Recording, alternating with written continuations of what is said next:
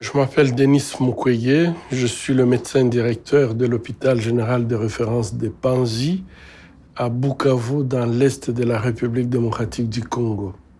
Je suis gynécologue obstétricien et depuis quelques années, je m'occupe spécialement du traitement des victimes de violences sexuelles à l'est du Congo. Quand j'ai terminé mes études de médecine générale, là, j'avais fait ma thèse en pédiatrie, donc la vaccination des nouveau-nés contre l'hépatite virale B. Et donc, j'étais vraiment orienté vers la pédiatrie.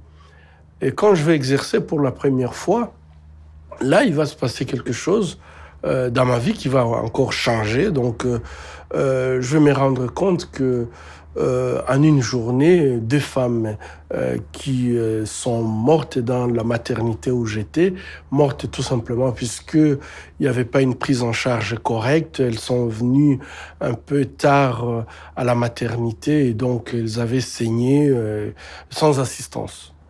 Eh ben, ça m'avait choqué. Et donc, mais j'étais seulement à mon premier choc, puisque les jours qui ont suivi, régulièrement, j'ai vu des femmes qui venaient à l'hôpital et qui avaient tenté d'accoucher à domicile, mais après ça s'est terminé mal. Et donc, soit on les amenait déjà mortes ou tout simplement, il n'y avait plus grand-chose à faire à la maternité.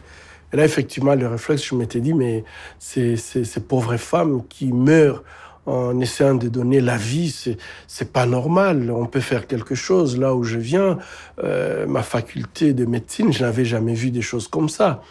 Et effectivement, là, je vais décider de faire de la gynécologie et l'obstétrique. Soigner les femmes qui ont été mutilées, qui ont été agressées, violées avec torture. J'ai très peu de choses qui me font vraiment, qui peuvent me donner la joie. Cependant, je dois dire quand même une chose.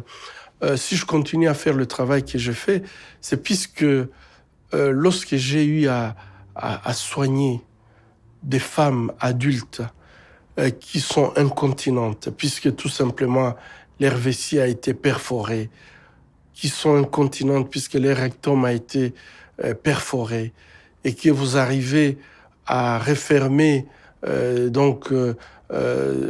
soigner cette blessure, et que ces femmes deviennent de nouveau continentes, je crois qu'il y a deux fois où j'étais ému de voir une femme adulte qui naissait de nouveau. Et cette façon de m'appeler pour me dire, docteur, viens voir, je peux faire pipi moi-même, une femme adulte. Ce sont des choses qui non seulement vous mettent en émotion, mais là aussi vous avez la joie de donner la joie à quelqu'un qui se sentait complètement perdu. J'ai déjà soigné plus de 40 000 femmes victimes de violences sexuelles avec brutalité extrême. J'ai été dans toutes les places où les décisions se prennent dans ce monde pour dénoncer cette situation.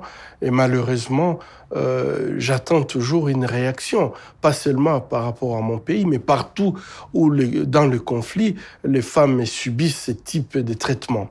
Et je pense que les femmes qui subissent ce type de traitement doivent prendre la parole. La meilleure façon de continuer à les torturer, c'est le silence. Elles doivent parler, elles doivent s'exprimer, elles doivent réclamer leurs droits. Et je pense que lorsque vous voyez la façon, en fait, dont ces femmes sont torturées, on les torture dans une zone qu'elles ne peuvent pas montrer. On les torture au niveau de leurs parties intimes, puisque finalement, là, elles sont humiliées. On les fait peut-être devant leurs enfants, devant leurs maris, devant leur communauté. Mais ces femmes, après avoir été humiliées de cette façon, elles n'auront jamais le courage de montrer ce qu'elles ont subi. Des brûlures, des blessures, des mutilations. Elles ne peuvent pas les montrer en public. Et donc, c'est une façon, en fait, de blesser quelqu'un, humilier quelqu'un et demander à cette personne de garder silence, puisque si elle montre ce qu'elle a subi, c'est une humiliation supplémentaire. Le viol comme arme de guerre, on devrait mettre une ligne rouge à ne pas franchir. Et je pense qu'à partir du moment dans un conflit, cette ligne rouge est franchie, comment peut-on parler de l'égalité ? Comment peut-on parler de l'égalité lorsque nous acceptons que les femmes soient humiliées de cette façon-là, que les femmes soient non seulement violées, mais torturées au niveau de leur appareil génital, puisque tout simplement elles sont femmes? Je crois que ce sont des questions qui nécessitent d'être approfondies. Et là, on a besoin de tracer cette ligne rouge pour protéger. Et vraiment, c'est seulement à ce moment-là que peut-être on peut commencer à parler de l'égalité.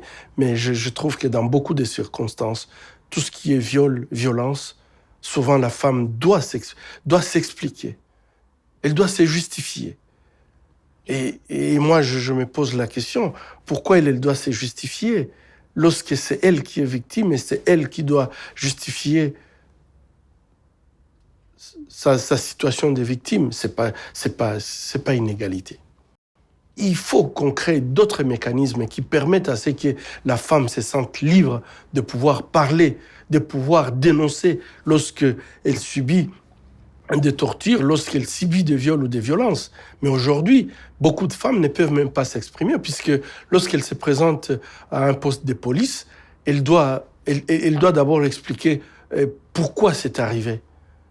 Mais c'est arrivé, c'est vous qui devez soutenir cette femme, mais elle doit subir un interrogatoire, et des interrogatoires parfois qui qui humilient en plus la victime. Et je pense que si ça ne change pas, les femmes vont souffrir en silence.